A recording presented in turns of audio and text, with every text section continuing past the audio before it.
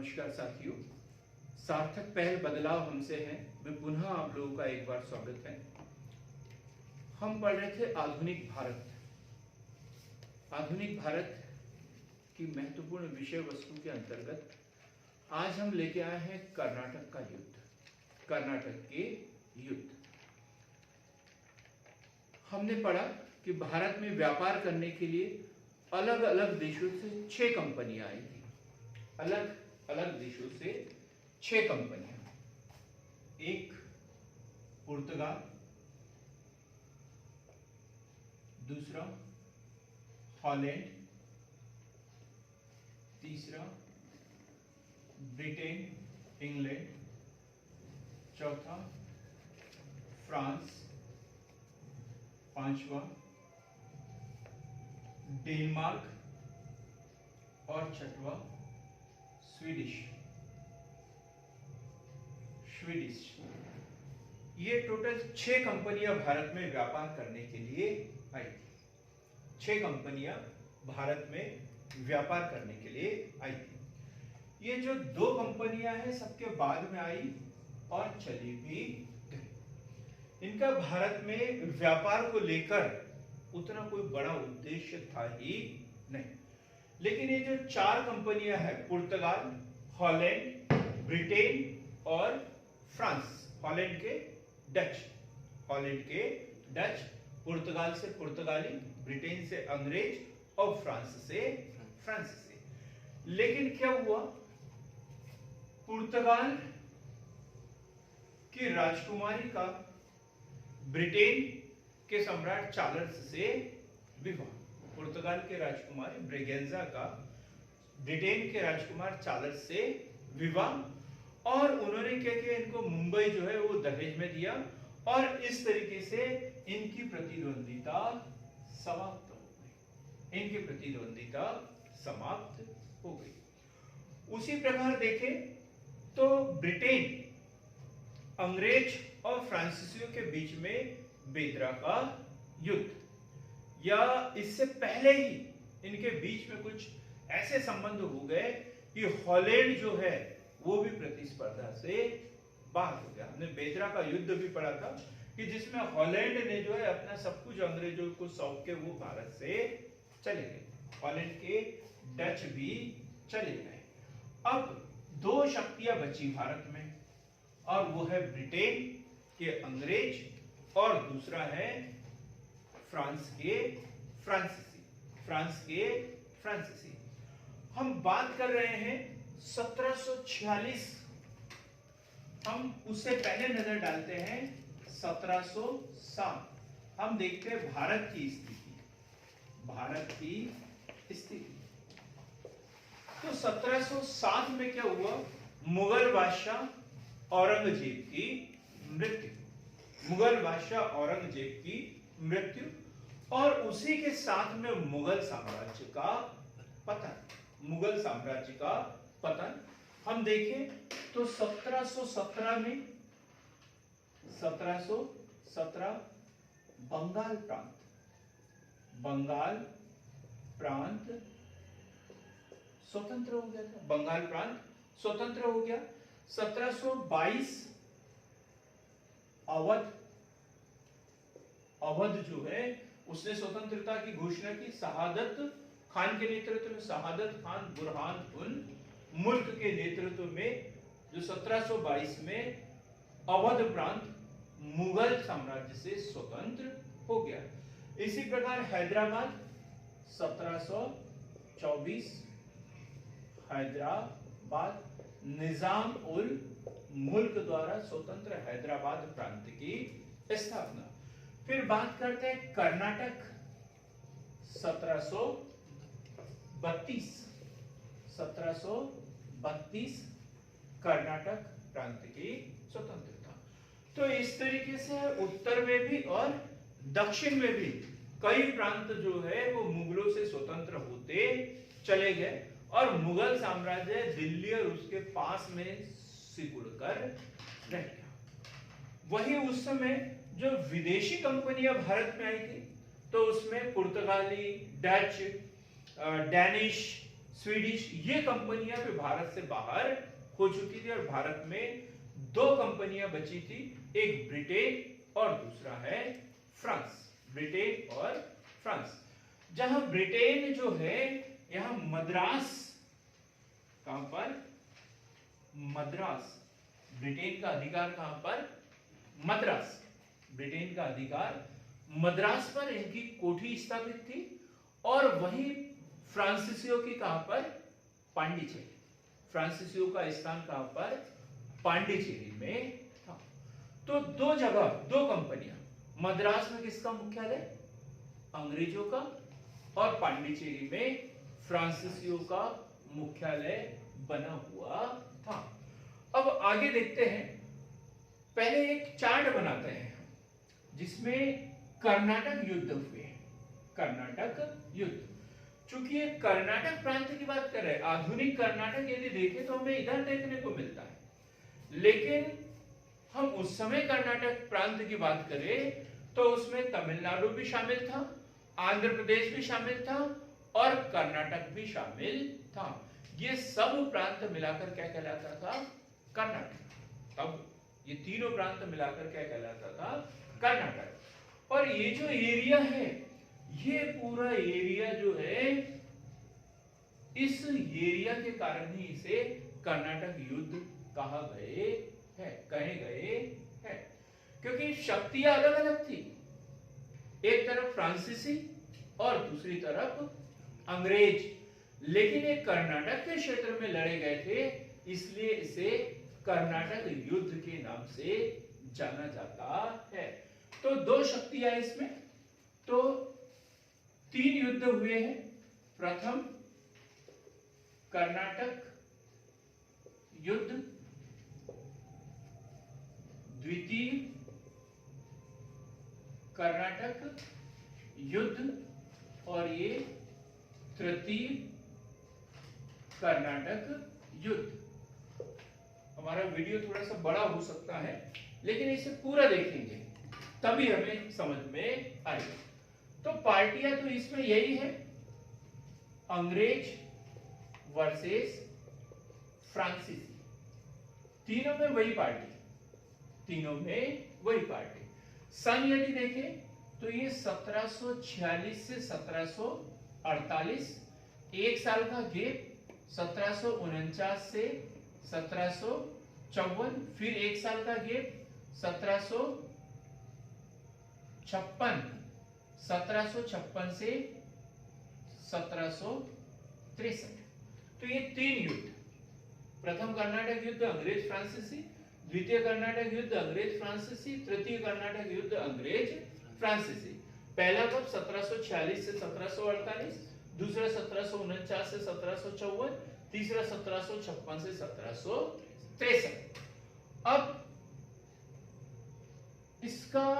इसमें हम कारण देखते हैं, क्या है युद्ध का कारण। तो प्रथम कर्नाटक युद्ध का जो कारण था वो भारत से बाहर था, वो भारत से बाहर था। एक देश है यूरोप में, वो है ऑस्ट्रिया। वो क्या है? ऑस्ट्रिया। वहां के सम्राट की मृत्यु हुई, वहां के सम्राट की मृत्यु हुई, और वहां पर एक तरफ फ्रांस वो चाहता है कि ऑस्ट्रिया का सम्राट उनके पक्ष का व्यक्ति बने, तो फ्रांस के उस समय थे नेपोलियन, और दूसरी तरफ है ब्रिटेन, और ब्रिटेन के शासक थे वालपोल। कौन थे उस समय? प्रधानमंत्री कौन थे? वालपोल। लेकिन वो नहीं चाहते थे कि किसी भी प्रकार का युद्ध हो, लेकिन जैसे ही वालपोल का त्याग पत्र हुआ, वहां पर संघर्ष होना शुरू हो गया, और ब्रिटेन चाहता था कि उनके पक्ष का व्यक्ति ऑस्ट्रिया का सम्राट बने। और जब वहां पर यह युद्ध शुरू होने लग गया, तो भारत में जो उपनिवेश थे वहां पर भी अंग्रेज और फ्रांसीसी 2 कंपनियां थी, और उन दोनों के बीच में भी युद्ध होना शुरू हो गया। तो इसका कारण क्या था? भारत से बाहर, वो है ऑस्ट्रिया का उत्तराधिकार युद्ध। क्या कारण था? ऑस्ट्रिया का उत्तराधिकार युद्ध। अब द्वितीय कर्नाटक युद्ध, इसका कारण भारत में था, इसका कारण भारत में, और ये था कर्नाटक व हैदराबाद, कर्नाटक व हैदराबाद का उत्तराधिकार युद्ध, उत्तराधिकार युद्ध, कर्नाटक व हैदराबाद का उत्तराधिकार युद्ध, जहां फ्रांसीसी कंपनी में डुप्ले और अंग्रेज कंपनी दोनों चाहते थे कि कर्नाटक में उनकी मर्जी का शासक बने, हैदराबाद में भी उनकी मर्जी का शासक बने, और इस प्रकार से ये तो कंपनियां हैं आपस में लड़ने लगी। तृतीय कर्नाटक युद्ध 1756 से 1760, इसे सप्तवर्षीय युद्ध भी कहते हैं। ये सप्तवर्षीय युद्ध भारत में नहीं हुआ, ये कहां हुआ था, यूरोप में हुआ था, और इसका भी जो कारण है वो भारत से बाहर है। प्रेशा, प्रेशा, प्रेशा मतलब आज हम क्या बोलते हैं प्रेशा को, जर्मनी, क्या बोलते हैं, जर्मनी। तो जर्मनी के उत्तराधिकार को लेकर ये युद्ध हुआ था। तो दो युद्ध जिसके कारण विदेशी थे, और एक युद्ध जिसका कारण भारत था, भारत में था। अब तीनों युद्ध जो समाप्त हुए, और तीनों में अलग अलग संधि। तो जो सबसे पहला युद्ध समाप्त हुआ था, इसमें हुई है एक्स-ला शापेल की संधि, या एला शापेल भी इसे बोलते हैं, एक्स-ला शापेल या एला शापेल की संधि। जैसे ही वह यूरोप में अंग्रेजों और फ्रांसीसियों के बीच में संधि हुई, भारत में भी इन कंपनियों के बीच में संधि हो गई। एक दूसरे ने जीते हुए प्रदेश वापस दे दिए, कोई परिवर्तन भारत में नहीं हुआ। दूसरे युद्ध की बात करें तो इसमें होती है एक संधि, और वो है पांडिचेरी, पांडिचेरी की संधि, पांडिचेरी की संधि। और तीसरे युद्ध में होगी पेरिस, पेरिस की संधि, पेरिस की संधि। और इस तरीके से कोई प्रदेश की अदला बदली नहीं, आपस में सबको अपने अपने प्रदेश जैसे के वैसे मिल गए। तो डिटेल में हमें पढ़ना है कि ये युद्ध क्यों हुए और इसके क्या क्या कारण थे। तो सबसे पहले हम लेंगे प्रथम कर्नाटक युद्ध। ये चार्ट हमारा बना हुआ होना चाहिए, इसमें ऐड भी करेंगे कि प्रथम कर्नाटक युद्ध के समय में कौन सा युद्ध हुआ, दूसरे में कौन सा हुआ, तीसरे में कौन सा युद्ध हुआ, वो भी इसमें ऐड करते चलेंगे।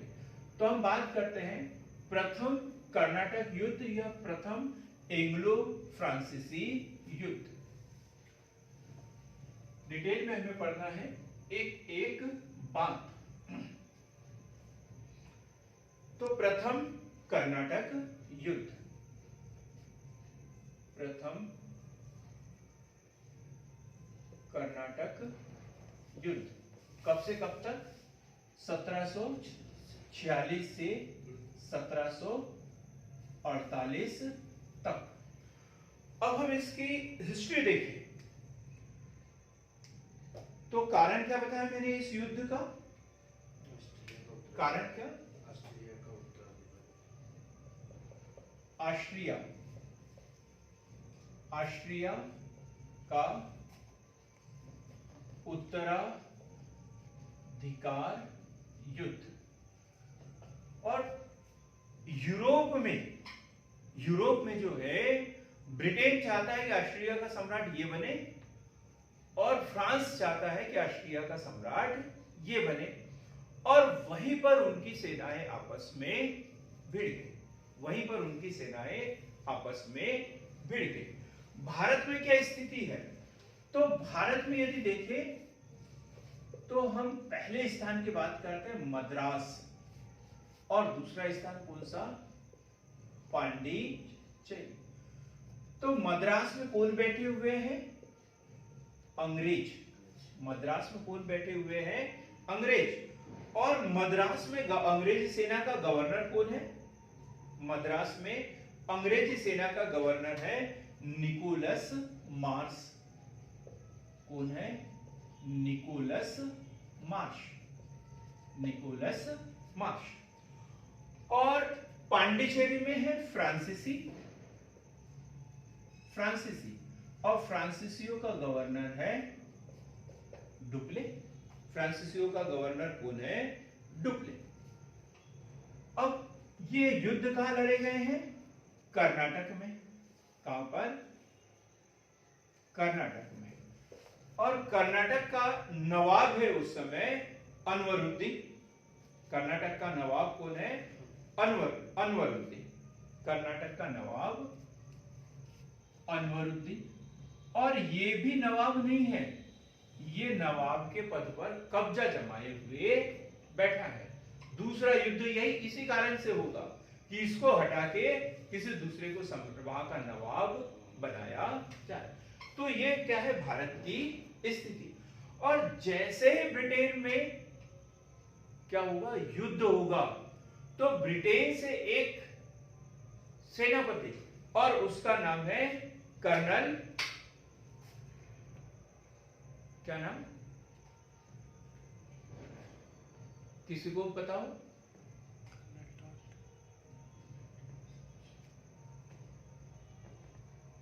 बार्नेट। क्या नाम है उसका? Colonel Barnett. बार्नेट, कौन? बार्नेट। ये एक नौसेना लेकर कहां पर आ रहा है? भारत की ओर। नौसेना लेकर भारत की ओर आ रहा है। और जैसे ही ये डुप्ले को पता चला कि ब्रिटेन जो है वैसे ही अपनी नौसेना के लिए प्रसिद्ध है, इनकी नौसेना बड़ी शक्तिशाली है और नौसेना लेकर भारत में आ रहा है, तो भाई ये हमारे ऊपर आक्रमण करेगा। तो इसने सीधा एक पत्र लिखा डुप्ले ने। किसको? निकोलस मार्श को। निकोलस मार्श को उसने एक पत्र लिखा और क्या बोला कि हम यहां व्यापार करने के लिए आए हैं, व्यापारी बन के रहे तो ही अच्छा है। हमारी जो सरकारें वहां लड़ रही तो उनको लड़ने दो, उसका असर हमारे ऊपर नहीं होना चाहिए, क्योंकि हम तो व्यापारी हैं, व्यापार करने के लिए आए हैं। यहाँ के स्थानों को लेकर लड़ने झगड़ने से हम दोनों का नुकसान होगा और दोनों को हमें यहाँ से जाना पड़ेगा, ये उन्होंने बोला। लेकिन निकोलस मार्श ने कोई जवाब नहीं। अब उसने सुना, इनकी बातों को सुना, लेकिन कोई जवाब नहीं दिया। तो डुप्ले जो है वो घबरा गया। उसको ऐसा लगा कि साला उधर से एक तो नौसेना लेके आ रहा है, मैं इनके पास में शांति का समझौता प्रस्ताव लेके गया तो इन्होंने कोई जवाब भी नहीं दिया, तो क्या करूं क्या करूं क्या करूं। तो उसने क्या किया, एक मॉरिशस में फ्रांसीसी सेना थी, फ्रांसीसी नौसेना, और वो है लाबूदेने। वहां फ्रांसीसी सेना का प्रतिनिधित्व कौन कर रहा था? लाबूदेने। उसको बुलाया कि तुम आओ, और वो वहां से सेना लेकर चल दिया। वो वहां से सेना लेकर चल दिया, सेना लेकर चल दिया। और लाबूदेने जो है वो काय के लिए आया था? वो युद्ध करने के लिए आया था। और उसने सीधा कहां पर? लाबूदेने ने जैसे आया मद्रास पर आक्रमण, वह मद्रास पर कब्जा। मद्रास पर किसका कब्जा हो गया? फ्रांसीसियों का, लाबूदेने का कब्जा हो गया। अब देखो, पहले मद्रास में कौन थे? अंग्रेज, और गवर्नर कौन था? Nicholas Marsh. जल सेना लेके कौन आया था? Colonel Barnett. फ्रांसीसी कहां पर थे? पांडिचेरी में, और गवर्नर डुप्ले। मॉरिशस से किसको बुलाया उसने? लाबूदेने को। और लाबूदेने आया और सीधा उसने मद्रास पर आक्रमण कर दिया, अंग्रेजी सेना को पराजित किया और मद्रास पर कब्जा कर लिया। अभी किसका कब्जा है मद्रास पर? फ्रांसीसियों का कब्जा है। अभी किसका है? फ्रांसीसियों का कब्जा है। अब जब ये युद्ध हो गया तो लाबूदेने क्या बोलता है किसको? डुप्ले को। डुप्ले को बोलता है कि हमने अंग्रेजों को परास्त कर दिया, मद्रास पे हमने अधिकार कर लिया, अपनी शक्ति प्रदर्शन कर लिया, अब कुछ इनसे पैसे ले लेते हैं और समझौता कर लेते हैं, इनका मद्रास इनको वापस कर देते हैं। डुप्ले बोलता है नहीं, हम यहां पर एक छत्र शासन करना चाहते हैं, अपने प्रतिद्वंदी यहां पर नहीं रहना चाहिए। और उसने क्या बोला कि हम अब यहां पर घेरा डाले हुए रहेंगे, इनको छोड़ेंगे नहीं। और डुप्ले कहां गया? पांडिचेरी। डुप्ले कहां गया? पांडिचेरी। अब अंग्रेज जो है वो समझ गए कि लाब्रूडेने का चरित्र कैसा है, उसके हाव भाव देख के ये समझ गए कि अब हमें क्या करना चाहिए। और अंग्रेजों ने जो है लाब्रूडेने को, इसको कितनी 40 लाख पाउंड, कितना? 40 लाख पाउंड की रिश्वत दी, और मद्रास पर पुनः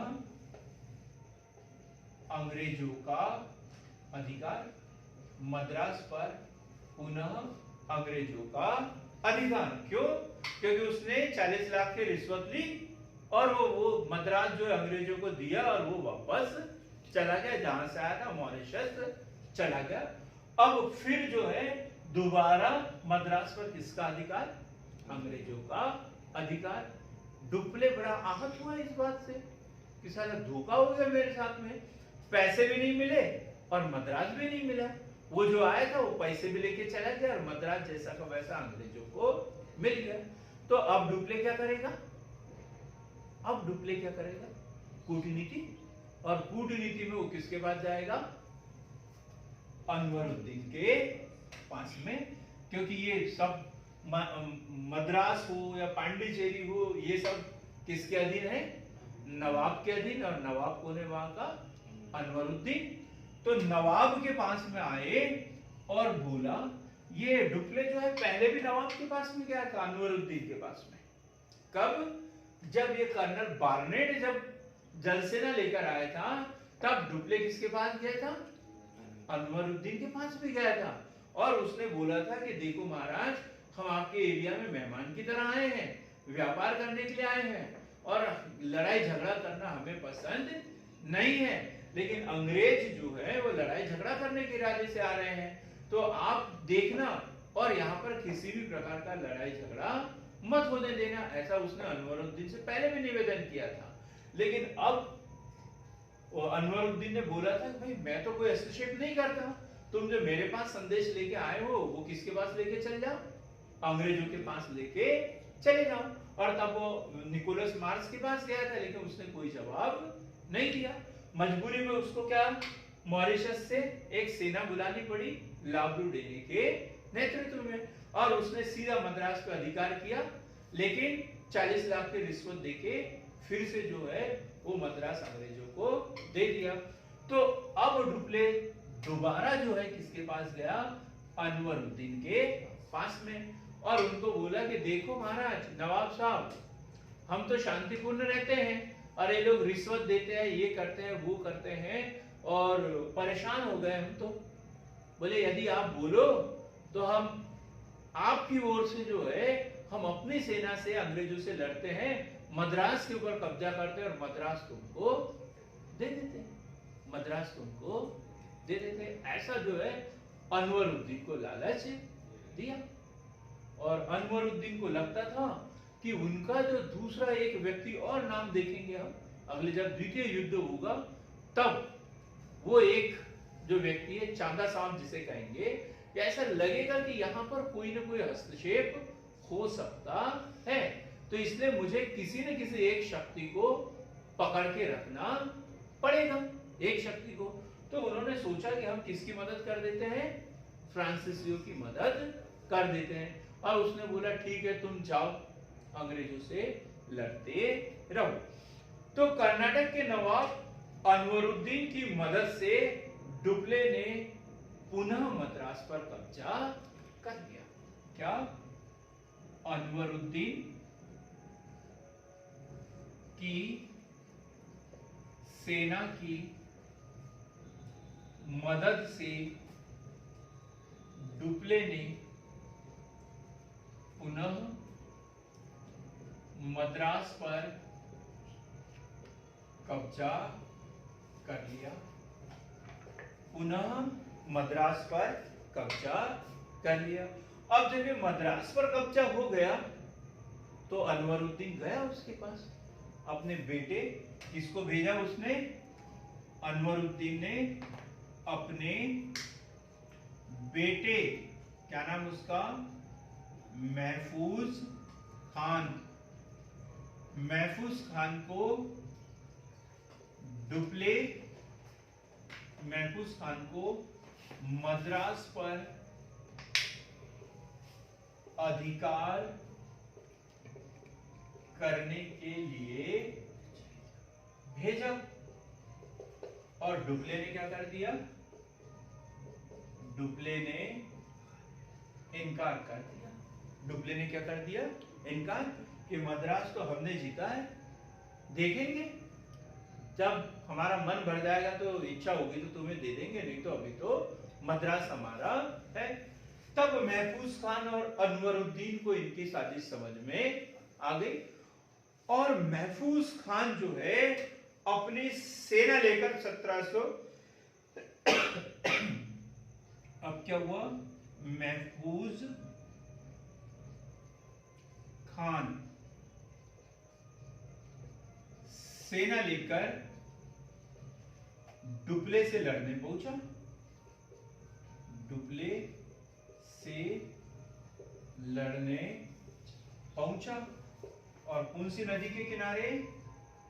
अडियार, ये क्वेश्चन पूछता है। अडियार नदी के किनारे। कौन सा युद्ध? सेंट थॉमे का युद्ध। कौन सा? सेंट थॉमे का युद्ध।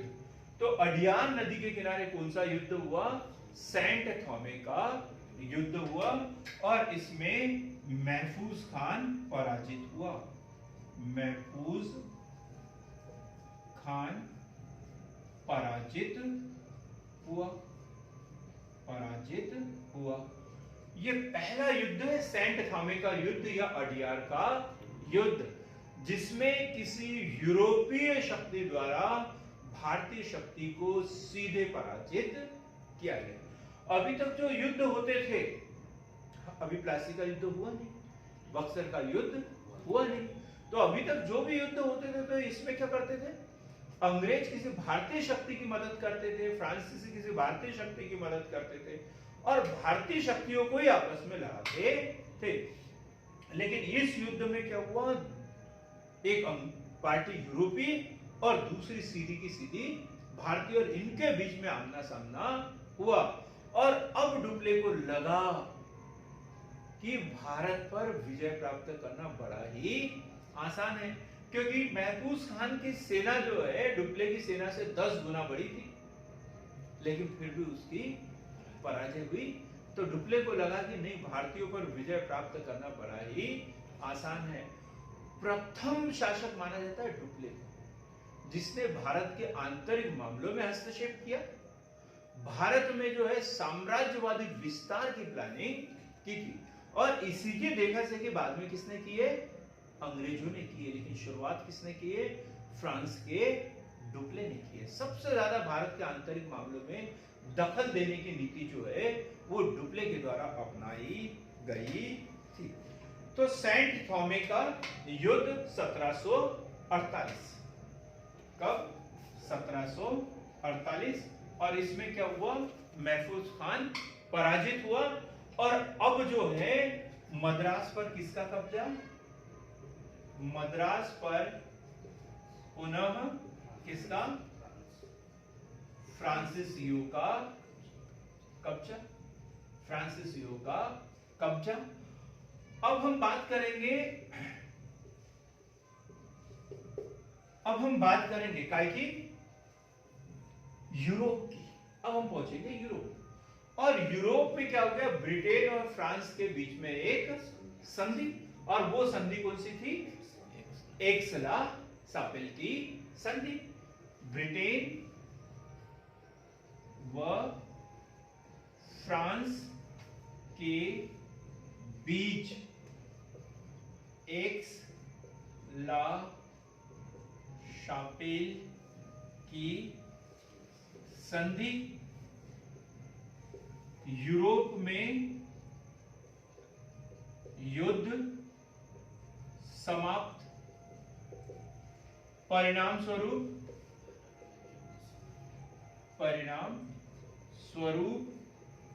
भारत में युद्ध समाप्त, भारत में भी युद्ध समाप्त हो गया। लेकिन क्या हुआ?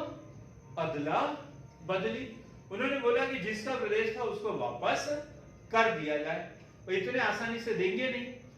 तो अमेरिका महाद्वीप में फ्रांसीसियों का एक द्वीप था लुई, सेंट लुई, और वो किसने जीत लिया था? अंग्रेजों ने जीत लिया था। और भारत में जो है मद्रास अंग्रेजों का था, जो फ्रांसीसियों ने जीत लिया था। तो इस संधि के द्वारा ये क्या हो गए? एक्सचेंज हो गए। सेंट लुई जो है अमेरिका में फ्रांसीसियों को मिल गया, और भारत में मद्रास जो फ्रांसीसियों ने जीता था वो अंग्रेजों को दे दिया गया। इस तरीके से पहला युद्ध जैसा का वैसा ही समाप्त हो गया।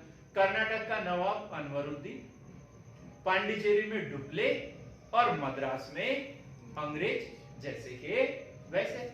बस नुकसान हुआ महफूज खान का, ये चला गया बेचारा। किसका बेटा? अनवरुद्दीन का बेटा। तो पहला युद्ध समझ में आया होगा, प्रथम आंग्ल फ्रांसीसी युद्ध या प्रथम कर्नाटक युद्ध। अब हम देखेंगे द्वितीय कर्नाटक युद्ध।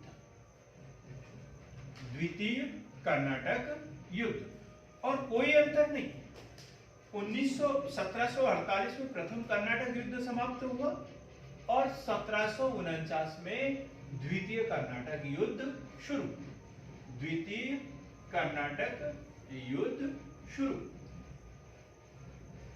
अब देखिए उसकी परिस्थितियां क्या थी, क्योंकि द्वितीय कर्नाटक युद्ध का कारण क्या था? भारत में था, ये भारत के बाहर नहीं था। तो ये हुआ है 49 से 54। द्वितीय कर्नाटक युद्ध। अब यहां पर दो बातें हैं, एक है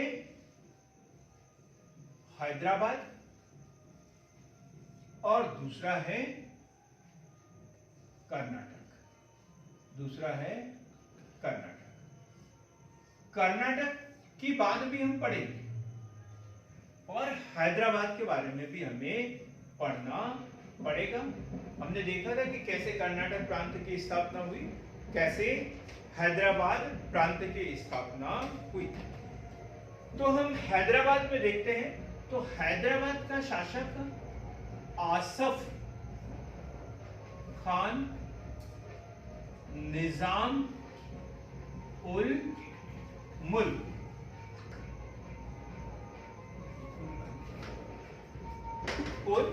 आसफ खान निजाम उल मुल्क।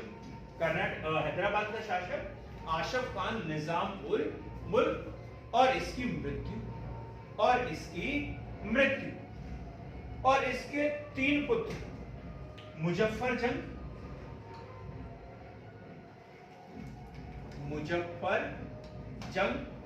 दूसरा नासिर जंग, और एक है सलावत जंग।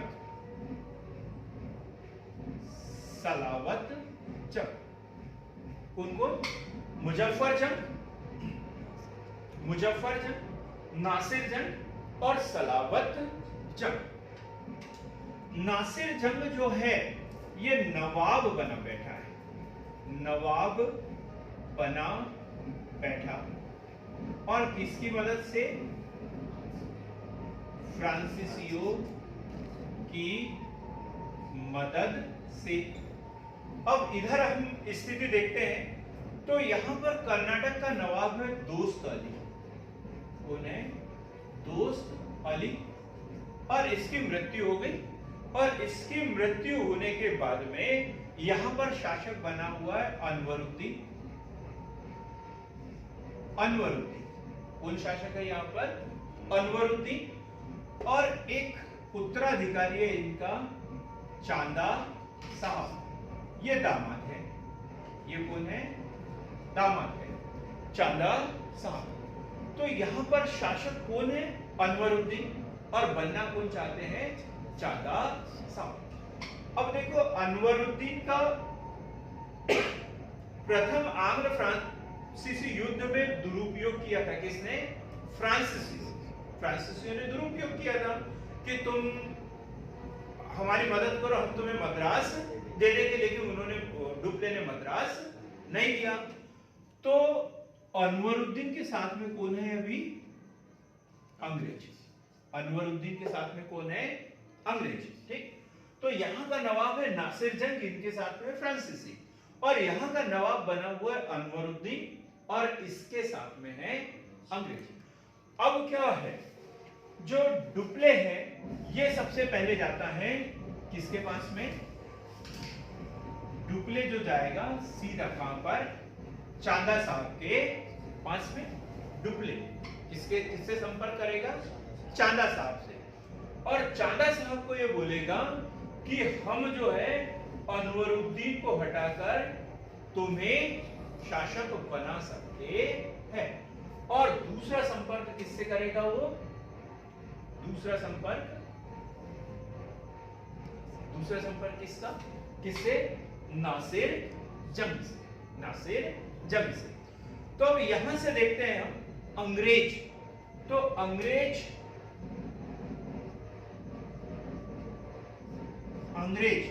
और दूसरा है फ्रांसीसी। तो फ्रांसीसियों का तो डुप्ले है, सबको मालूम है, लेकिन अंग्रेजों का अब निकोलस मार्श की जगह यहां पे सैंडर्स। कौन है? सैंडर्स। कौन है यहां पर? सैंडर्स। निकोलस मार्श की जगह कौन है? सैंडर्स। तो सबसे पहला आक्रमण जो है चांदा साहब अनवरुद्दीन, क्योंकि ये कहां गया? नासिर जंग के पास में। और नासिर जंग से क्या बोलता है कि हम पहला आक्रमण किसके ऊपर करते हैं? अनवरुद्दीन के ऊपर। तो डुप्ले ने नासिर जंग से संपर्क किया, चांदा साहब से संपर्क किया, और क्या बोला कि पहले हम चांदा साहब को कर्नाटक का नवाब बना देते हैं, और फिर हम उसकी मदद से जो है मुजफ्फर जंग को भी पराजित कर देंगे। मुजफ्फर जंग को भी पराजित कर देंगे। तो पहला आक्रमण डुप्ले व चांदा साहब का किसके ऊपर? अनवरुद्दीन पर हमला। तो अब देखते हैं सबसे पहला डुप्ले का चांदा साहब व नासिर जंग का किसके ऊपर? अनवरुद्दीन पर हमला। अनवरुद्दीन पर हमला। पहली घटना, इस नवाब ने क्या किया? फ्रांसीसियों ने क्या किया? चांदा साहब के साथ मिलकर अनवरुद्दीन पर हमला किया। अनवरुद्दीन पर हमला। और 3 अगस्त 1749, 3 अगस्त 1749 अंबूर का युद्ध। अंबूर का युद्ध, ये क्वेश्चन पूछा जाता है एग्जाम में। 3 अगस्त 1749 अंबूर का युद्ध किसके किसके बीच में? फ्रांसीसी, चांदा साहब की मिलीजुली सेना व अनवरुद्दीन के बीच में। और इसमें अनवरुद्दीन की मृत्यु। अनवरुद्दीन की मृत्यु। अनवरुद्दीन की मृत्यु। अब क्या हुआ? अनवरुद्दीन का जो पुत्र है मोहम्मद अली, अनवरुद्दीन का पुत्र मोहम्मद अली, इसका पुत्र मोहम्मद अली, ये कहां चला गया, भाग गया, और ये गया त्रिचिरापल्ली, त्रिचिरापल्ली जाके वहां शरण इसने ले ली। और ये क्या हो गया, कर्नाटक, कर्नाटक की राजधानी क्या, अर्काट, और वो क्या हो गया, खाली। और वहां पर चांदा साहब जो है, यहां पे हम और अच्छे से डिटेल में लिखेंगे, अनवरुद्दीन का पुत्र भागकर त्रिचिरापल्ली में शरण ली। और चांदा साहब कर्नाटक के नवाब बने, कर्नाटक के नवाब बने। क्लियर हो गई बात यहाँ पे। फ्रांसीसियों ने चांदा साहब की मदद की और उन्होंने अनवरुद्दीन पर आक्रमण किया। अम्बूर का युद्ध हुआ, अनवरुद्दीन की मृत्यु हुई। अनवरुद्दीन का पुत्र जो है क्या नाम उसका, मोहम्मद अली, वो कहां भाग गया, त्रिचिरापल्ली भाग गया। और चांदा साहब को कर्नाटक का नवाब बना दिया गया। अब क्या हुआ, चांदा साहब डुप्ले व मुजफ्फरजंग, ये यहां हमारे से थोड़ी सी मिस्टेक हुई है, ये यहां मुजफ्फरजंग, ये है फ्रांसीसी, यहां पे है फ्रांसीसी, ठीक। अब यहां से कौन आएगा, चांदा साहब, चांदा साहब, ठीक। तीन सेना हो गई यहां पे, चांदा साहब, फ्रांसीसी और मुजफ्फरजंग। और तीनों ने मिलकर किस पे आक्रमण किया, नासिर जंग के ऊपर आक्रमण किया, नासिर जंग पर आक्रमण किया। दूसरी घटनाएं देखेंगे, दूसरी घटना में क्या, कर्नाटक के नवाब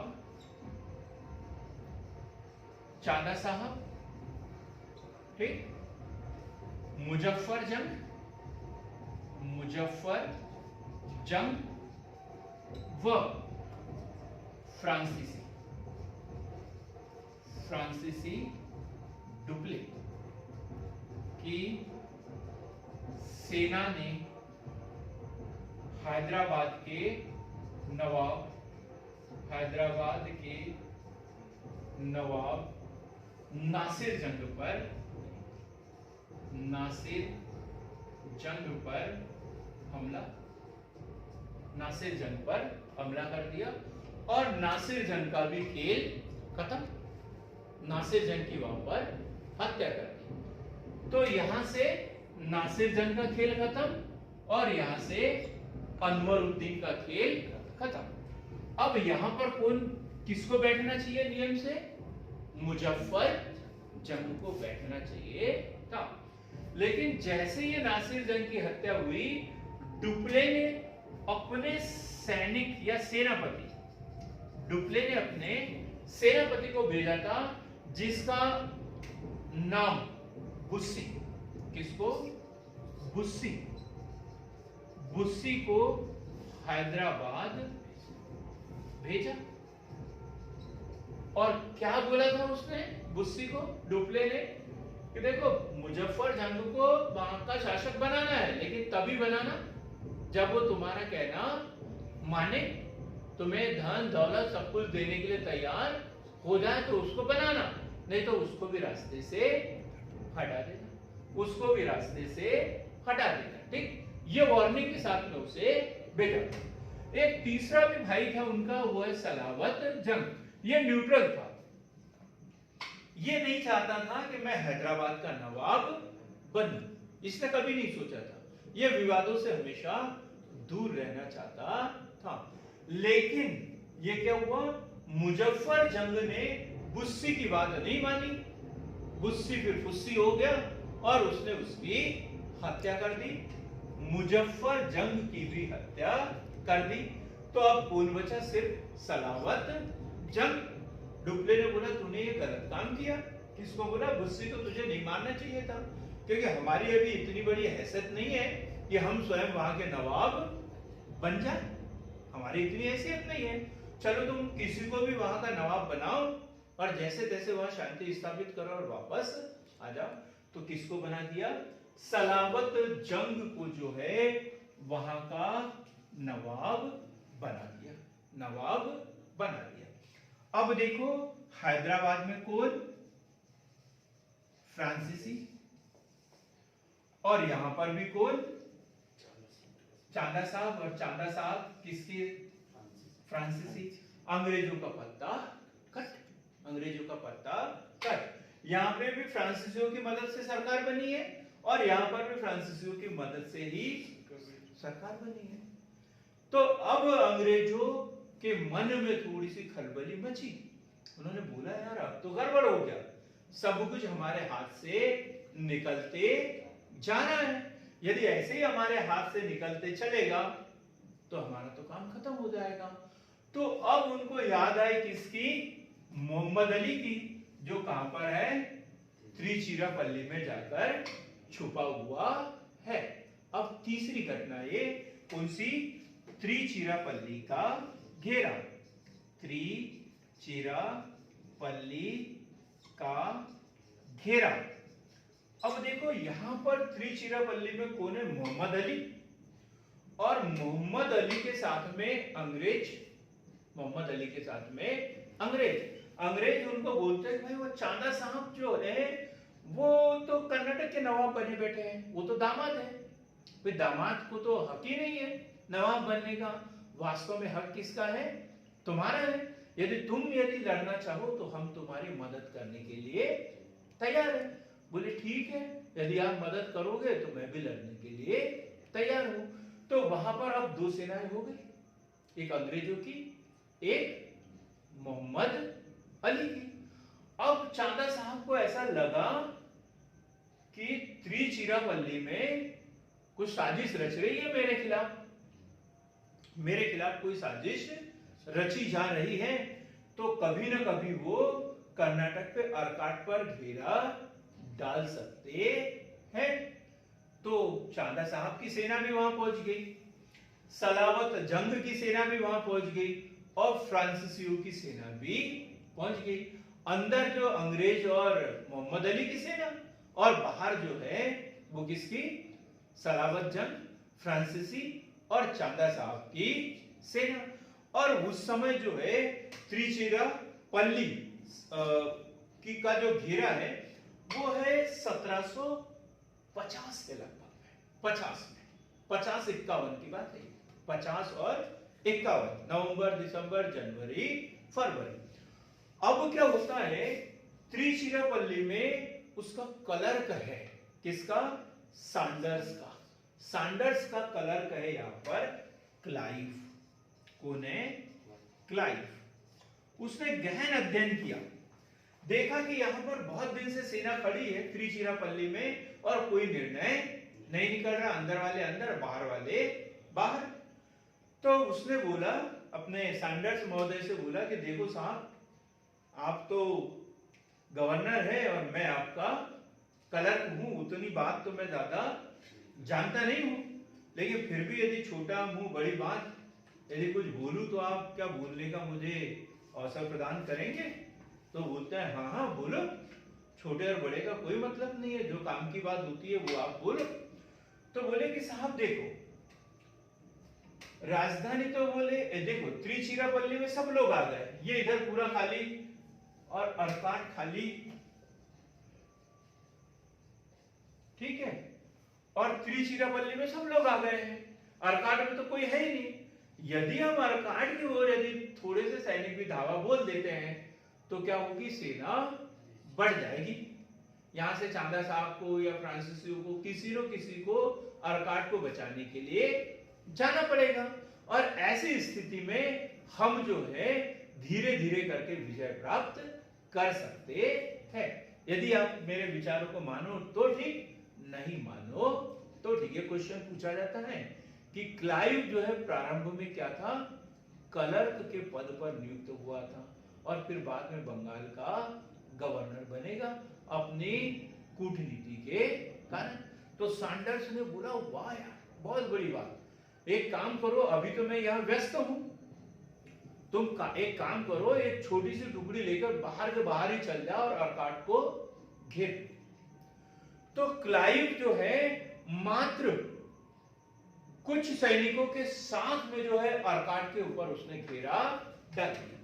क्लाइव ने कहा घेरा डाला? अर्काट के ऊपर, और 50 दिन तक अकेला लड़ते रहा, अकेला लड़ते रहा अपने कुछ ही सैनिकों के साथ में। तो पहले क्या पड़ा, त्रिचिरापल्ली पर घेरा, यहां पर पूरी सेनाएं थी। अब क्लाइव कहां गया, अर्काट में आ गया कुछ सैनिकों के साथ में। 50-60 दिन तक कुछ सैनिकों के साथ में वो लड़ते रहा। फिर चांदा साहब को ऐसा लगा साला अर्काट खतरे में है, तो चांदा साहब कहां गए, अर्काट की ओर आ गए और उनकी मृत्यु, हत्या कर दी गई वहां पर अर्काट में। और धीरे धीरे पूरी की पूरी सेनाएं वापस कहां गई, अर्काट में आ गई। तो इसे क्या कहते हैं, अर्काट का घेरा। इसे क्या कहेंगे, अर्काट का घेरा। तो चांदा साहब की हत्या कर दी गई और वहां पे पुनः मोहम्मद अली को शासक बना दिया गया। मोहम्मद अली को शासक बना दिया गया। तो अब स्थिति क्या बनी, सलावत जंग फ्रांसीसियों की मदद से हैदराबाद में और अर्काट में अंग्रेजों की मदद से मोहम्मद अली। और उसके बीच में क्या हुआ, फ्रांसीसी सरकार ने डुप्ले को वापस बुला लिया। फ्रांसीसी सरकार ने डुप्ले को वापस बुला लिया और उसकी जगह एक नया आया, जी गोडो। ये नया गवर्नर बन के आया और उसको इसी शर्त के साथ भेजा था कि तुम लड़ाई झगड़ा मत करो, वहां शांति समझौता कर लो। तो उसने आके पांडिचेरी की संधि कर ली और वापस जैसे के वैसे पांडिचेरी में फ्रांसीसी और मद्रास में अंग्रेज। तो क्या हुआ, डुप्ले को वापस बुला लिया और किसको नियुक्त किया उसकी जगह पर, जी गोडो। इसको फ्रांसीसी गवर्नर बनाया और उसने आते बराबर अंग्रेजों से पांडिचेरी की संधि कर ली और इस तरीके से द्वितीय कर्नाटक युद्ध को समाप्त कर दिया। तो क्या क्या पढ़ा अपन ने, हैदराबाद रियासत, कर्नाटक रियासत हमने पढ़ी, डुप्ले का चांदा साहब और नासिर जंग का अनवरुद्दीन पर हमला। इसे ठीक करेंगे, यहाँ पर कौन आएगा, नासिर जंग नहीं, यहाँ पर आएगा मुजफ्फर जंग। पहले जो लिखा है उसको ठीक कर लेंगे, ठीक, मुजफ्फर जंग का अनवरुद्दीन पर हमला, ठीक। और फिर त्रिचिरापल्ली का घेरा और फिर उसके बाद में अर्काट का घेरा। क्वेश्चन पूछा जाता है, त्रिचिरापल्ली का घेरा कर्नाटक के किस युद्ध से संबंधित है, अर्काट का घेरा कर्नाटक के किस युद्ध से संबंधित है, अंबूर का युद्ध कर्नाटक के किस युद्ध से संबंधित है। अब हम तीसरा युद्ध पढ़ेंगे, तृतीय आंग्ल कर्नाटक युद्ध या तृतीय आंग्ल फ्रांसीसी युद्ध, तृतीय कर्नाटक युद्ध। और इसका भी कारण जो है भारत में नहीं था और इसका कारण भी भारत से बाहर था, इसका कारण भी भारत से बाहर था। भारत से बाहर कौन सा, प्रशांत, भारत से बाहर प्रशांत। कौन सा युद्ध, तृतीय कर्नाटक युद्ध 1756 से 1763।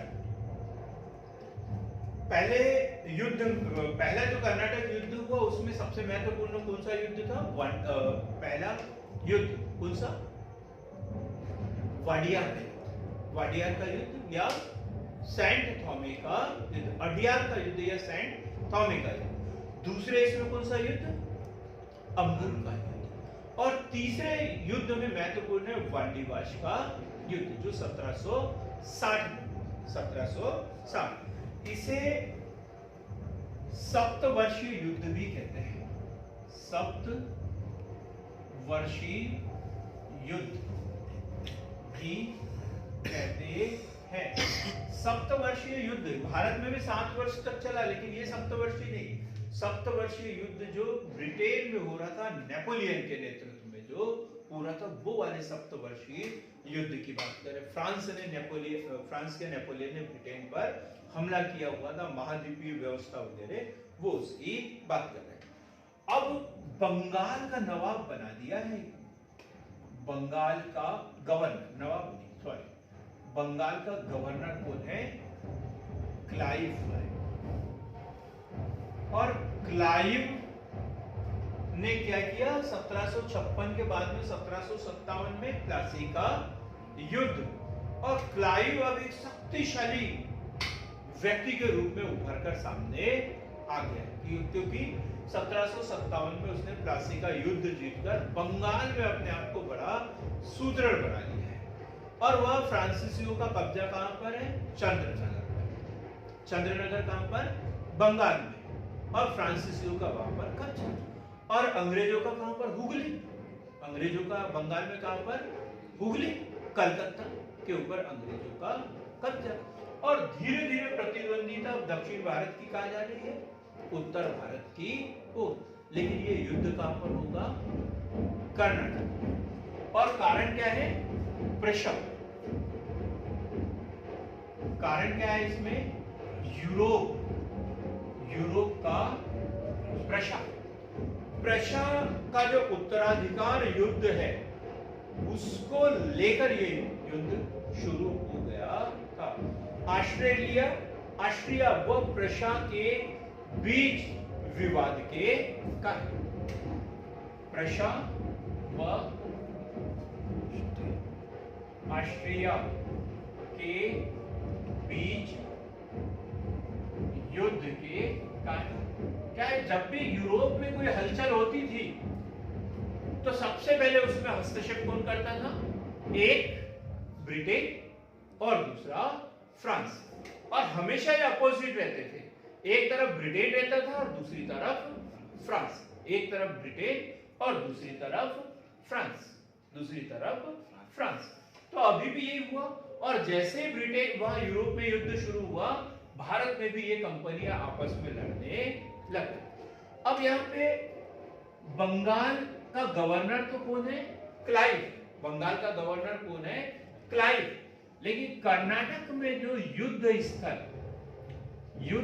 पर कौन है? आयरकुट। किसके नेतृत्व में तृतीय युद्ध लड़ा गया? आयरकुट के नेतृत्व में।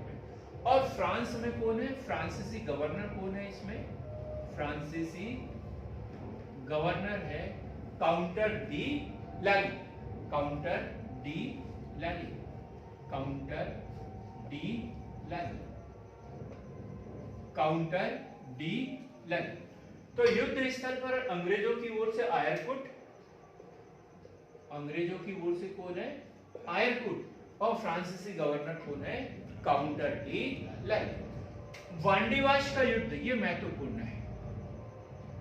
वांडीवाश का युद्ध, ये क्वेश्चन पूछा भी जाता है। वांडीवाश का युद्ध हुआ है 22 जनवरी 1760। 22 जनवरी 1760 में हुआ है, मद्रास व पांडिचेरी के बीच। मद्रास व पांडिचेरी के बीच। मद्रास और पांडिचेरी के बीच। मद्रास में कौन है? अंग्रेज। और पांडिचेरी में कौन है? फ्रांसीसी। अंग्रेजों की ओर से कौन लड़ रहा है? सर आयरकुट। और फ्रांसीसी की ओर से काउंटर डी लैली। 1 मई 1758 को, इससे पहले सेंट फोर्ट डेविल पर फ्रांसीसियों का कब्जा हो गया, उतनी बड़ी बात नहीं। ये 1760 की बात करते हैं। और इसमें क्या हुआ कि वांडीवाश का युद्ध हुआ और इसमें फ्रांसीसियों की पराजय हो गई। और छुटमुट जो है 1763 तक अंग्रेज और फ्रांसीसियों के बीच में संघर्ष होते रहे। लेकिन यूरोप में क्या हुआ, पेरिस की संधि। यूरोप में 1763 में पेरिस की संधि, यूरोप में 1763 में पेरिस की संधि। और यूरोप में इस मुद्दे पर जो लड़ाई हो रही थी वो क्या हो गई, शांत हो गई। तो यह भारत में भी जो है अंग्रेजों ने और फ्रांसीसियों ने आपस में लड़ना बंद कर दिया। भारत में भी अंग्रेजों और फ्रांसीसियों ने आपस में लड़ना बंद कर दिया। जो चंद्रगिरी जो बात कर रहे हैं, कहां पर है चंद्रगिरी? चंद्रनगर। तो इसके ऊपर किसका अधिकार हो गया, अंग्रेजों का अधिकार हो गया। और माहे जो है वो फ्रांस के पास रह गया। चंद्रगिरी पर अंग्रेजों का अधिकार और माहे जो है वो फ्रांस के पास में रह गया।